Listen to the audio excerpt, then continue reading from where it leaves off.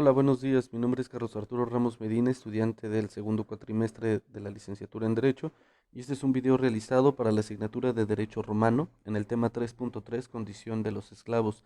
La esclavitud fue una práctica permitida en la mayoría de los pueblos antiguos. En el caso de la antigua Roma, podemos compararlo desde el derecho de gentes y el derecho civil.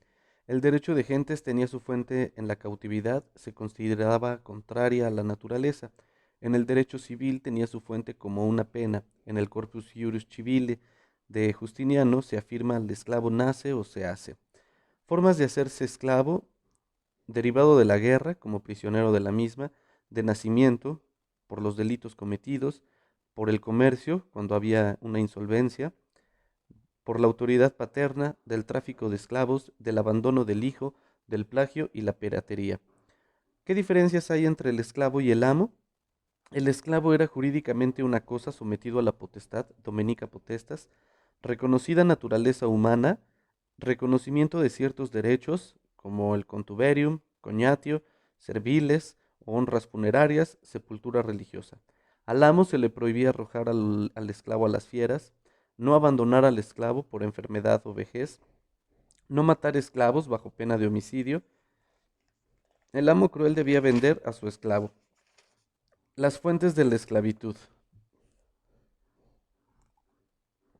En el ius gentium, el cautiverio era una guerra, el cautiverio por una guerra con el enemigo o nacimiento de una madre esclava durante todo el embarazo.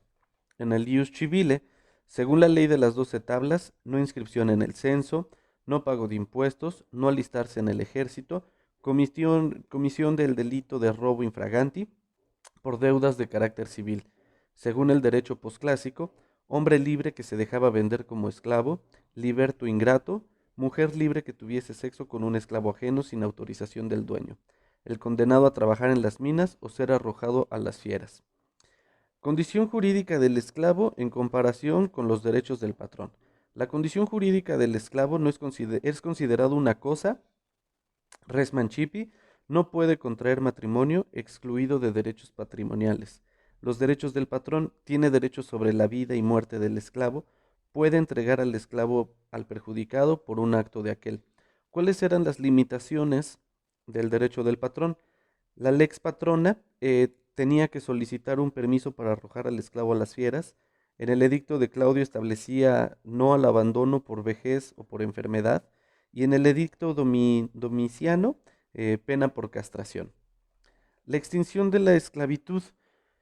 En el ius civile reconoce la extinción de la esclavitud por voluntad del patrón, manumisión solemne, perindicta, venta ficticia entre el magistrado y las partes, censu, inscripción del esclavo en el censo de ciudadanos, testamento, nombramiento de heredero o declarando su voluntad de manumitir al esclavo. In sacrosantis ecclesis, declaración hecha por el patrón ante el sacerdote y sus fieles. En el ius honorarium, otorga al patrón la facultad de conceder la libertad del esclavo a partir de la manumisión no solemne. Per epístola, declaración por escrito en la que consta su voluntad de manumitir. Inter amicos, declaración hecha ante testigos. Y per messam, invitar al esclavo a la mesa. ¿Cuáles eran las limitaciones? Augusto emitió una serie de leyes que responden a motivos político-geográficos, evitando que los patrones otorgaran la libertad y ciudadanía a personas no gratas. La lex fufia caninia, el dueño solo podía manumitir por testamento a una parte de sus esclavos. La lex aelia sentia, exigió la edad mínima de 20 años del manumitido y 30 del esclavo. Prohibió las manumisiones en fraude de acreedores. Manumisión testamentaria. La manumisión testamentaria puede ser manumisión testamentaria directa. El testador confiere directamente al esclavo la libertad por medio de una clase de manumisión hecha en términos imperativos, o la manumisión fideicomisaria. El testador concede la libertad indirectamente, pues se limita a suplicar al heredero o al legatario a quien deja el esclavo que lo manumitirá. Manumitidos dediticios. Esclavos que hubieran sufrido castigo por mal comportamiento al ser libres solo podían ser peregrinos. Manumisión in ecclesia, Constantino establece una nueva forma de manumisión que consiste en declarar ante el obispo o la parroquia la voluntad de liberar al esclavo. Peculio. El peculio significa ganado, ya que esa era la medida que se aplicaba para valorar los bienes cuando no existía la moneda. El peculio es propiedad del padre de familia y en cualquier momento puede recogerlo. Y se dividen en dos. En peculio castrense se admite que todos los bienes que el hijo adquiere en la guerra constituyen el peculio castrense, son propios y puede disponer de ellos en testamento. Fue el primer paso para reconocer a los hijos de familia cierta capacidad patrimonial. Y el peculio cuasi castrense.